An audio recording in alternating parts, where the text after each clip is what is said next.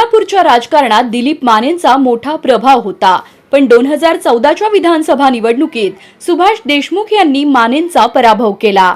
त्यानंतर माने यांच्या राजकीय करिअरची घरघर सुरू झाली। माने हे पराभवानंतर सत्ता मिळवण्यासाठी सातत्याने प्रयत्न करत आहेत। 2024च्या विधानसभा निवडणुकीत काँग्रेसकडून त्यांना उमेदवारी मिळेल असं मानलं जात होतं, पण शेवटच्या क्षणी तिकीट नाकारण्यात आलं आणि त्यांना मोठा धक्का बसला। आता भाजपने देखील मानेंना जोरदार धक्का दिल्याचे संकेत आहेत। काँग्रेसनं उमेदवारी नाकारल्यानं नाराज झालेल्या माने समर्थकांनी भाजपशी हातमिळवणी केली आणि सुभाष देशमुखांना पाठिंबा देत भरघोस मतांनी निवडून आणलं। त्यांच्या या निर्णयामुळे भाजपकडून बाजार समितीच्या माध्यमातून मानेंना संधी मिळेल अशी त्यांच्या समर्थकांची अपेक्षा होती।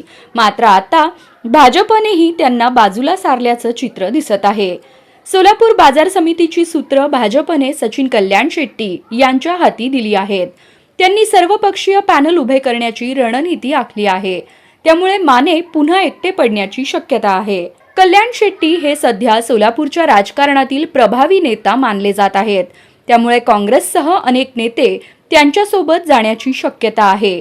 जर भाजपनेही मानेंना बाजूला ठेवलं तर काँग्रेसप्रमाणेच भाजपनेही त्यांना राजकीय धक्का दिल्याचं मानलं जाईल।